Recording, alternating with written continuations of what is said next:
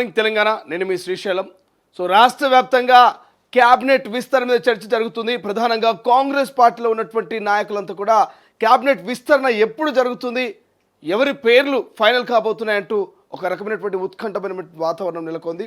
So ఇక ఢిల్లీకి least వెళ్ళింది. ఢిల్లీలో మరి మా నాయకుడి పేరుందా, మా నాయకుడు మంత్రి కాబోతున్నాడా, మా జిల్లాకు మరి మంత్రిగా ఎవరు రాబోతున్నారు, నిజంగా మా జిల్లాకు ప్రాతినిధ్యం ఉందా లేదా, మా సామాజిక వర్గానికి ఈసారి మంత్రివర్గంలో అవకాశం ఉందా లేదా అనేటువంటి చర్చ పెద్ద ఎత్తున కాంగ్రెస్ పార్టీ అటు గాంధీ భవన్లో కాంగ్రెస్ పార్టీ క్యాడర్లో పెద్ద ఎత్తున జరుగుతోంది. ఇప్పటికే మంత్రుల రేసులో ఉన్నటువంటి వారందరూ కూడా లాబింగ్ చేస్తూ ఉన్నారు. ఎవరికి వాళ్ళు గతంలో అనేక మార్లు ఢిల్లీకి పోయారు, ఏఐసిసి పెద్దలు కలిసిరు. వాళ్ళకు ఉన్నటువంటి పరిచయాలతో ఎట్టి పరిస్థితులు ఈసారి మంత్రివర్గంలో అవకాశాన్ని చేజక్కించుకోవద్దని చెప్పేసి ఉద్దేశిస్తూ చాలా ప్రయత్నాలు చేశారు. సో ఇక 5 మంది పేర్లు ఫైనల్ అని చెప్తా ఉన్నారు. బట్ 4, 5 అనేటువంటి వార్తా కథనాలు వస్తూ ఉన్నాయి. బట్ మనకున్నటువంటి ఇన్ఫర్మేషన్ మాత్రం 6 బర్తులు ఈసారి ఖాళీ 6 బెర్తులు అయితే ఏవైతున్నాయో ఈ 6 ఖాళీలను మాత్రం ఈసారి ఖచ్చితంగా ఫుల్ చేసేటువంటి అవకాశం ఉంది. ఇప్పటికీ ముఖ్యమంత్రితో సహా 12 మంది ఉన్నారు. ఇంకొక 6 మందికి మంత్రివర్గంలో అవకాశం ఉంది. కాబట్టి 6గురిని ఒకేసారి ఫిల్ చేసే అవకాశం ఉన్నట్టు తెలుస్తుంది.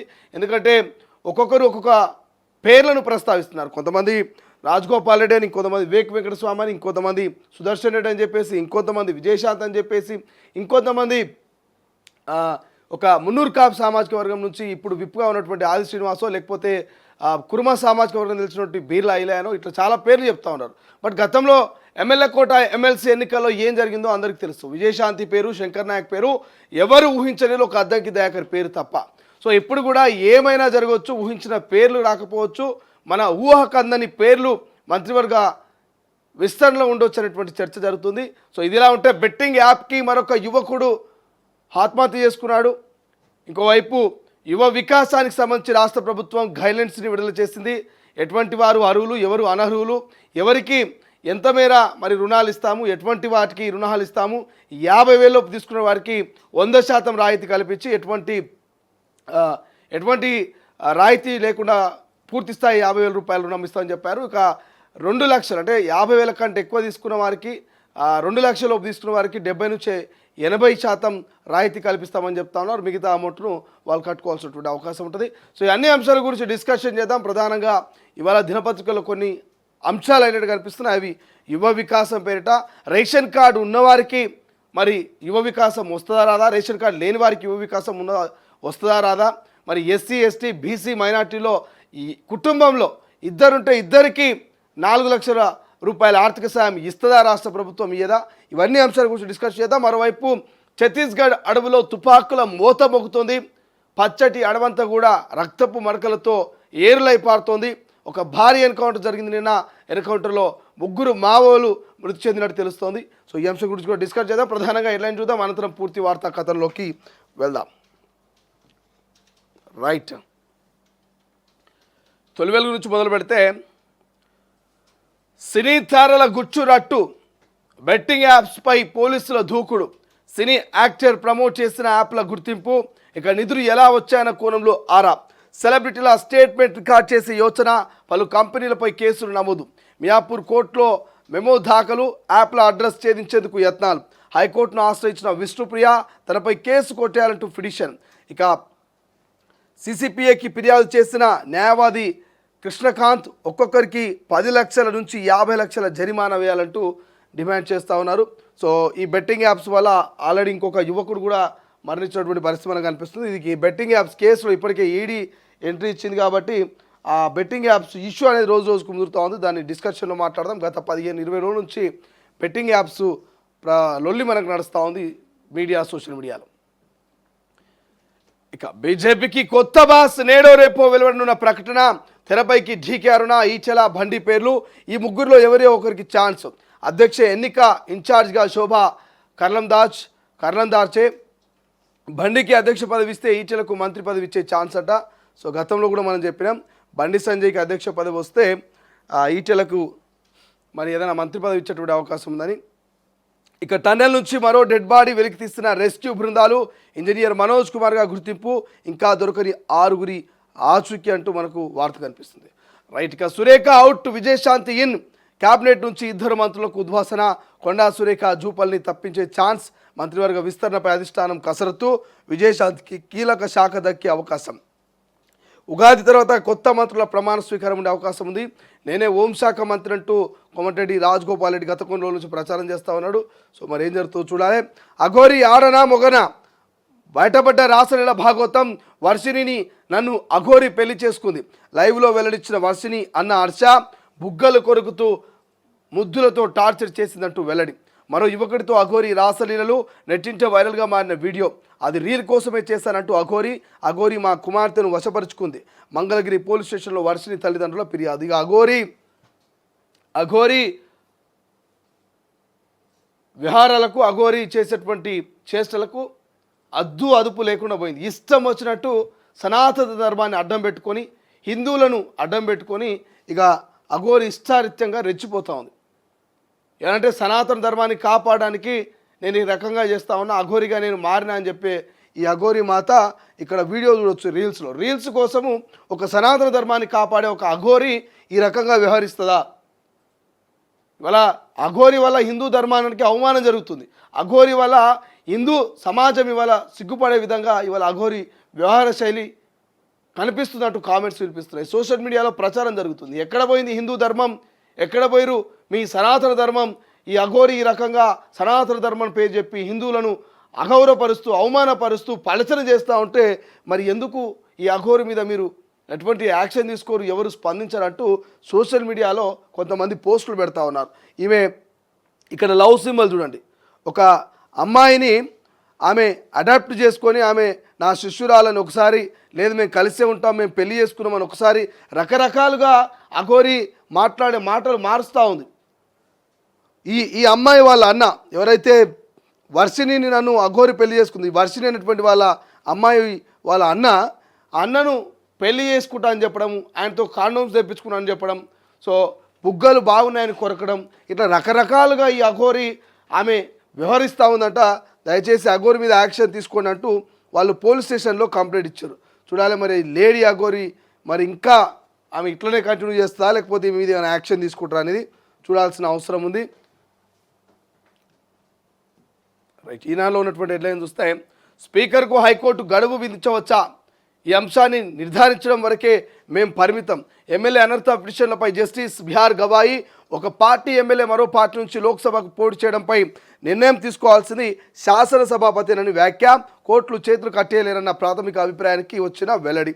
నిన్న పార్టీ ఫిరాయింపు ఎమ్మెల్యేలకు సంబంధించిన కేసు విచారణ నిన్న సుప్రీంకోర్టులో జరిగింది. సో సుప్రీంకోర్టులో క్లియర్గా సుప్రీంకోర్టు చెప్పింది, గతంలో ఉన్నటువంటి కొన్ని కేసుల ఆధారంగా, గతంలో ఉన్నటువంటి కొన్ని తీర్పుల ఆధారంగా మేము ఈ విషయాన్ని జడ్జిమెంట్ చేయాల్సిన అవసరం ఉంటుంది. కాబట్టి సో ఖచ్చితంగా మేము అనర్హత వేటు చేసే అధికారం మాకు ఉండదు. స్పీకర్ నిర్ణయం మేరకే స్పీకరు ఏ విధంగా స్పందిస్తే దాని మేరకే మేము మూవప్ అవుతాం తప్ప మాకు స్పీకర్ను కాదని వారి మీద యాక్షన్ తీసుకునే రైట్స్ లేవు. ఏమనంటే స్పీకర్ తీసుకుంటారు, బట్ స్పీకర్కు మాత్రం రాజ్యాంగాన్ని కాపాడాల్సినటువంటి బాధ్యత ఉంటుంది. ఆ రాజ్యాంగం కాపాడని పక్షాన మేము ఎంటర్ అవుతాం తప్ప గతంలో ఉన్న తీర్పులను మేము కాలరాయలేము, గతంలో ఉన్నటువంటి తీర్పులను మేము మార్చలేము. కాబట్టి సో వచ్చే నెల 2వ తారీఖు ఈ తీర్పును వాయిదా వేసి ఎవరైతే స్పీకర్ తరపు న్యాయవాది వాదనలు వినేందుకు 2వ తారీఖును వాయిదా వేసినట్టు తెలుస్తూ ఉంది. సో ఇక క్లియర్గా తెలుస్తూ ఉంది స్పీకర్ చేతిలోనే ఫైనల్ జాబితా ఉన్నట్టు. సన్నబియ్యం ధరలు దిగొస్తున్నాయి. హోల్సేల్లో కిలో 10 నుంచి 15 తగ్గుదల. రాష్ట్రంలో సన్నాల సాగు భారీగా పెరగడమే కారణం. 500 బోనస్తో సానుకూల ప్రభావం. ఇదే దిగాలి ఇంకా దిగాలి సన్నబియ్యం. 50,000 లోపు యూనిట్లకు 100% సబ్సిడీ. 1,00,000 నుంచి 2 లక్షలు వరకు 80 నుంచి 2 లక్షల నుంచి 4 లక్షల వరకు 70% రాయితీ. కుటుంబంలో ఒకరికే వర్తింపు. రాజీవ్ యువ వికాస పథకం విధి విధానాలు జారీ అట. సో 50,000 లోపు ఎవరైనా లోన్ తీసుకుంటే 100% మాఫీ చేస్తారట. సో 100% సబ్సిడీ ఇస్తారట. సో 2 లక్షలకు పైగా తీసుకున్న వాళ్ళు ఎవరైతే ఉంటారో 1,00,000 నుంచి 2 లక్షల వరకు తీసుకున్న వాళ్ళకి 80%, 2 లక్షల నుంచి 4 లక్షల వరకు తీసుకున్న వాళ్ళకి 70% రాయితీ సబ్సిడీ వర్తిస్తుందట. ఏబిఎన్ ఆంధ్రజ్యోతిలో చూస్తే త్వరలో ఫీజు నియంత్రణ కమిషన్ అంటూ ఒక వార్త కనిపిస్తుంది. ప్రైవేట్ స్కూళ్ళు కాలేజీలో దోపిడీకి అడ్డుకట్ట. 10 ఏళ్లలో సర్కారు బడిలో 7.5 లక్షల మంది డ్రాప్. కొత్త పాఠశాలని ప్రారంభించడం కంటే పాత వాటిలో సౌకర్యాల కల్పనకు ప్రాధాన్యం ఇస్తాం. విద్యా కమిషన్ను సూచన మేరకు సంస్కరణలు. అసెంబ్లీలో మంత్రి దామోదర రాజనరసింహ. సోషల్ ఖాతాల వివరాలు ఇవ్వండి, అమెరికాలో గ్రీన్ కార్డుల ధారణను ఆదేశించే యోచనలో డొనాల్డ్ ట్రంప్ సర్కార్ అంటూ ఒక వార్త కనిపిస్తుంది. ఇక ఫిరాయింపులపై గత తీర్పులను ఎలా మార్చగలమంటూ ఎప్పటిలోగా తేల్చాలన్నపై రాజ్యాంగ ధర్మాసనాలు స్పష్టంగా చెప్పలేదంటూ నిన్న సుప్రీంకోర్టు సీరియస్ అయినటువంటి అంశం మనకు కనిపిస్తుంది. ఇక ఉగాదికి కొత్త మంత్రులు, పండగ రోజు ప్రమాణ స్వీకారం, 4 లేదా 5 అవకాశం. ఎస్సీ, బీసీ, రెడ్డి, మైనార్టీ వర్గాల నుంచి ఒక్కొక్కరికి క్యాబినెట్ విస్తరణలో చోటు. రాజగోపాల్ రెడ్డికి స్థానంపై తర్జన భర్జన. బీసీలో తెరపైకి మున్నూరు కాపు సామాజిక వర్గం, ఎస్సీలో వివేక వెంకటస్వామికి అవకాశం, మైనార్టీలో ఎమ్మెల్సీ అమీర్ అలీఖాన్కు ఛాన్స్. 1-2 రోజుల్లో స్పష్టత అవనున్న అధిష్టానం, నాకు ఛాన్స్ వస్తుందంటున్న రాజగోపాల్ రెడ్డి.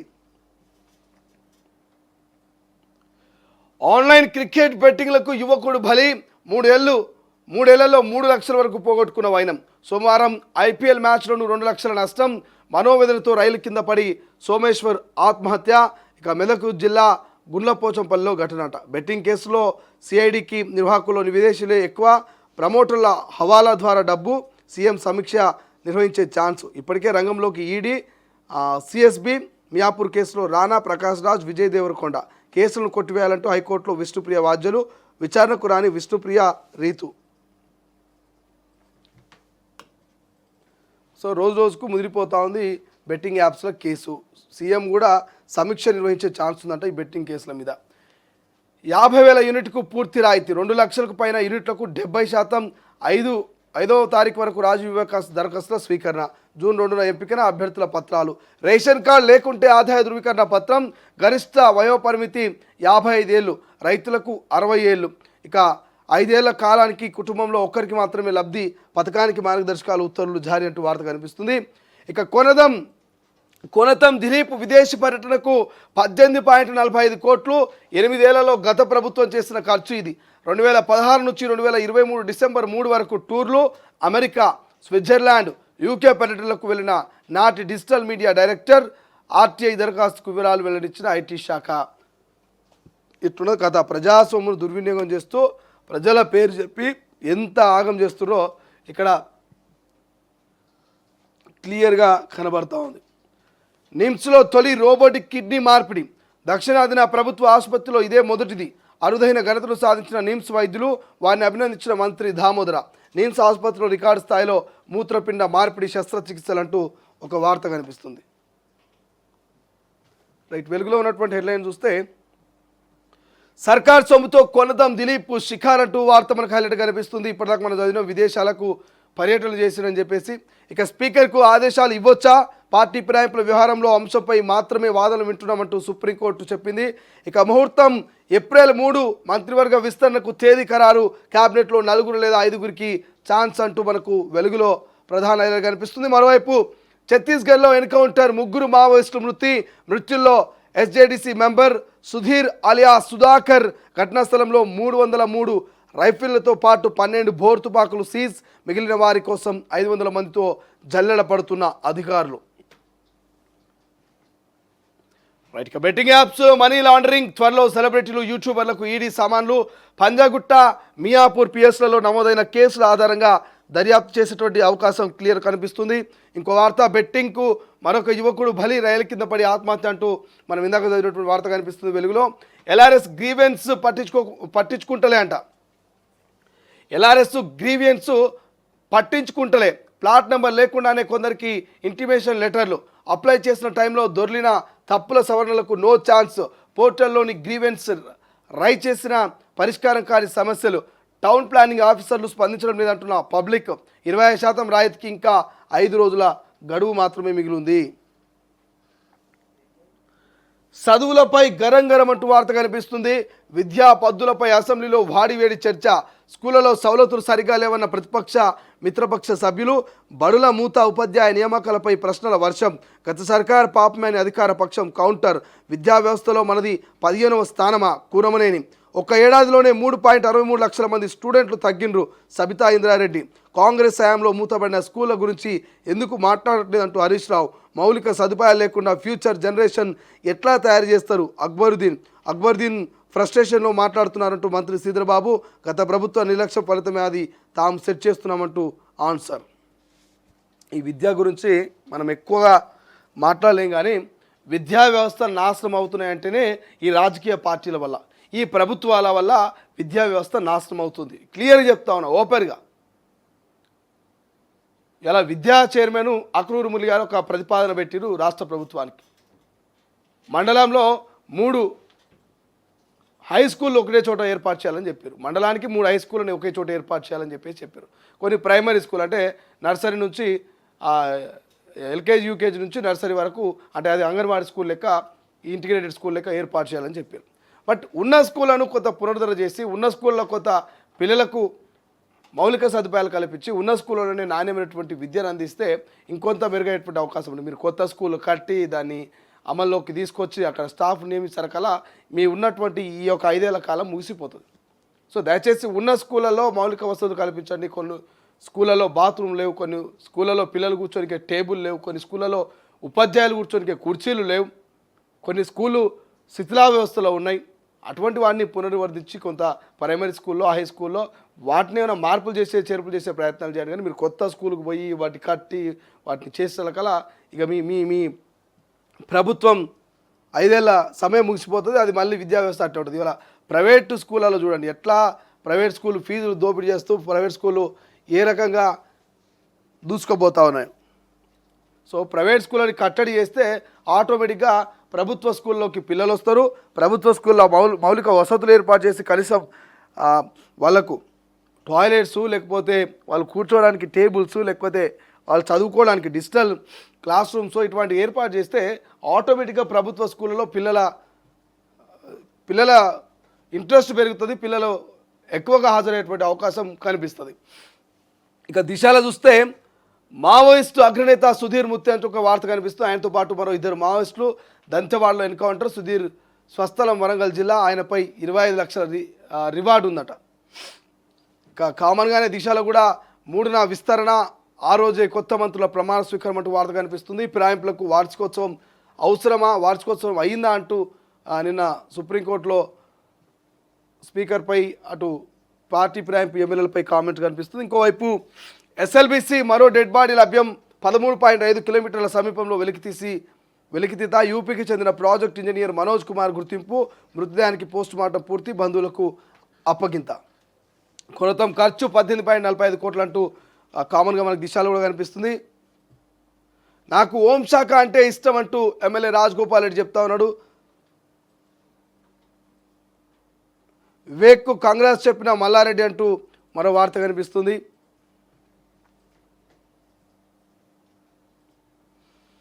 ఇక ఫీజు రియంబర్స్మెంట్ కోసమే నిబంధనలకు విరుద్ధంగా ఇంజనీరింగ్ కాలేజీలు అంటూ వార్త హైలైట్ కనిపిస్తుంది.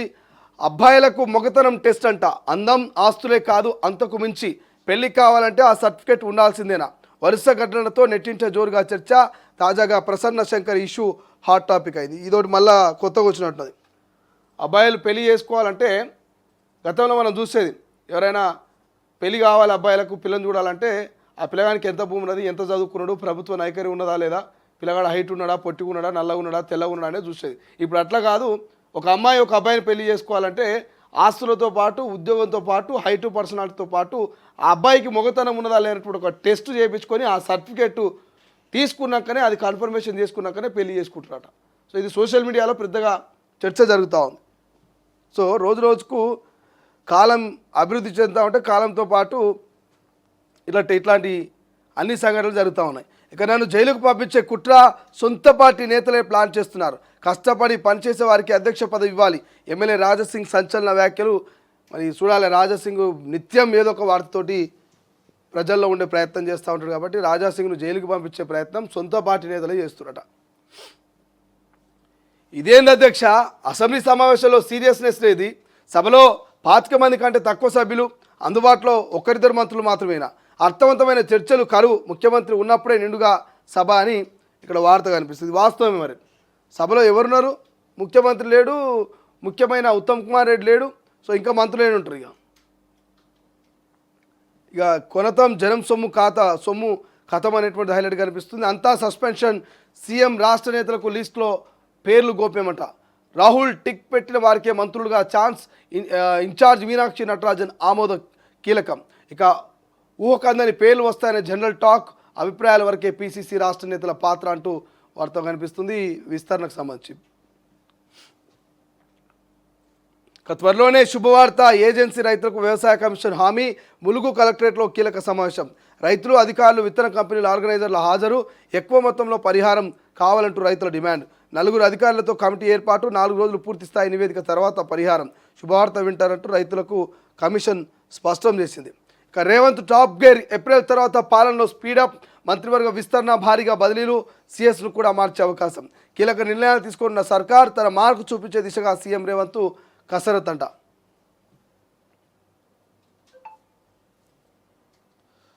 అప్రూవర్స్ అవుతున్నారా? కీలక దశకు ఫోన్ ట్యాపింగ్ కేసు, త్వరలోనే విచారణకు శ్రవణ్ రావు అదే బాటలో ప్రభాకర్ రావు అప్రూవర్స్గా మారే అవకాశాలు. కంగారు పడుతున్న బీఆర్ఎస్ వర్గాలంటూ మనకు వార్త కనిపిస్తుంది. ఒక్కసారి నమస్తే తెలంగాణ చూద్దాం. నమస్తే తెలంగాణలో మరణ మృదంగం, పత్తి రైతు బలవన్మరణం, కర్షకుడి కరెంటు కాటు, తనువు చాలించిన మరో నేతన్న ఆటో డ్రైవర్ ఆత్మహత్య, బెట్టింగ్ యాప్కు యువకుడు బలి అంటూ వార్త కనిపిస్తుంది. ఇక పైనే పైలట్ తడకల కిందే తలదాచుకుంటున్నాం. నారాయణపేట జిల్లాలో కొల్లూరుకు చెందిన ఈమె పాపనోళ్ళ నీలమ్మ. గ్రామ సభలో ఇందిరమ్మ ఇంటి లబ్ధిదారిగా నీలమ్మను ఎంపిక చేశారు అధికారులు. సీఎం జనవరి 26న గ్యారంటీగా పథకం ప్రారంభిస్తారని చెప్పి అధికారులు ఇల్లు కట్టుకోవడానికి జాగా ఖాళీ చేసుకొని రెడీగా ఉండాలని సూచించారు. దీంతో ఏళ్లనాటి రేకులు ఇంటిని కూలగొట్టుకున్నది నీలమ్మ. 2 నెలలు దాటింది, అధికారులు అటువైపు కన్నెత్తి చూడడం లేదు. ఇప్పుడు అలా తడకల కింద కుటుంబం తలదాచుకుంటుందట. ఎగమతి అధోగమతి అంటూ వార్త కనిపిస్తుంది. ఇంకా బాబాసాహెబ్కు ఎన్నాలి బంధనం, భారీ అంబేద్కర్ విగ్రహం వద్ద గేట్లకు తాళాల, దాని టూరిజం సర్క్యులర్ చేర్చలేదెందుకు? ఇక బీఆర్ఎస్ హయాంలో సాంస్కృతిక పునర్జీవం, తెలంగాణ భాషా యాసకు ప్రాణప్రతిష్ఠ చేసినాం. ఉద్యమ బిడ్డలు కవులను చట్టసభలకు పంపినాం. ఫార్ములా ఈరేస్ రద్దుతోనే టెస్లా వెనక్కి వెళ్ళింది. ప్రభుత్వ తీరును అసెంబ్లీలో ఎండగట్టిన కేటీఆర్ అట. అనర్హత విచారణలో జాప్యం ఎందుకు? పార్టీ ఫిరాయింపుల వార్షికోత్సవం చేసుకుంటున్నారా? విచారణ ఆలస్యం చేసి ఎత్తుగడలు వేయొద్దు. ఫిరాయింపు కేసులో సుప్రీంకోర్టు ఘాటి వ్యాఖ్యలంట. బీసీల నడుమ సర్కార్ చిచ్చు, మొదటి నుంచి కొన్ని వర్గాలకే ప్రోత్సాహం. ఏకపక్షంగా ఇంటింటి సర్వే, రిజర్వేషన్ల ఫైనల్, నిబంధనలేవి పాటించలేదంటూ మేధావులు. 42% రిజర్వేషన్లు చట్టరూపం దాల్చకముందే సర్కార్కు వంతపాడుతున్న కొన్ని సంఘాలు. ఆ నాయకులతోనే ప్రభుత్వం మంత్రాంగం బీసీలను చీల్చే ప్రయత్నం చేస్తుందంటూ విద్యావంతులు ఫైర్. రైట్, ఇది ఇప్పటివరకు మనం హెడ్లైన్ చూస్తే హెడ్లైన్స్లో మనకు హైలైట్ కనిపిస్తుంది. ఒకటి, బెట్టింగ్ యాప్స్ ప్రమోట్ చేసిన వాళ్ళ మీద కేసులు, ఈడీ దూకుడు, సీఎం సమీక్ష. రెండవది వచ్చేసి యువ వికాసం పేరిట 50,000 కంటే ఎక్కువ తీసుకున్న వాళ్ళకు 80% రాయితీ. ఇక ఎవరైతే 50,000 తీసుకున్నారో వాళ్ళకు 100% ఎటువంటి రాయితీ లేదు. వాళ్ళకు ఫ్రీగానే 100కు 100% వాళ్ళకు 50,000 మరి లోన్ మంజూరు చేసే అవకాశం ఉంది. 2 నుంచి 4 లక్షల వరకు తీసుకున్న వాళ్ళకి 70% రాయితీ కల్పిస్తారట. సో ఇదిలా ఉంటే ఇక మావోయిస్టు ఎన్కౌంటర్ మనకు హైలైట్ కనిపిస్తుంది. ఇంకోవైపు క్యాబినెట్ విస్తరణ హైలైట్ కనిపిస్తుంది. 4 అంశాలు హైలైట్ కనిపిస్తున్నాయి. కొనదంకు సంబంధించి ప్రజాధనాన్ని ఎట్లా దుర్వినియోగం చేసిండో దాని గురించి కూడా మనం మాట్లాడించే ప్రయత్నం చేద్దాం. ఒక్కసారి ఇందులో రాయలేదు చూడు, ఈ నమస్తే తెలంగాణ రాయలేదు. అన్ని పత్రికల్లో రాసిరు కానీ ఇక్కడ మాత్రం రాయలేదు. ఇక్కడ కొనతం దిలీప్ సంబంధించి అన్ని పత్రికలు రాసిరు కానీ నమస్తే తెలంగాణలో రాయలేదు. సో ఇది మనకు ప్రధానంగా ఉన్నటువంటి వార్తలు. ప్రపంచంలో ఏ మూల ఏ క్షణం ఏం జరుగుతుందో వేగంగా తెలుసుకోవడానికి తొలి వెలుగు వాట్సాప్ ఛానల్ని ఫాలో చేయండి.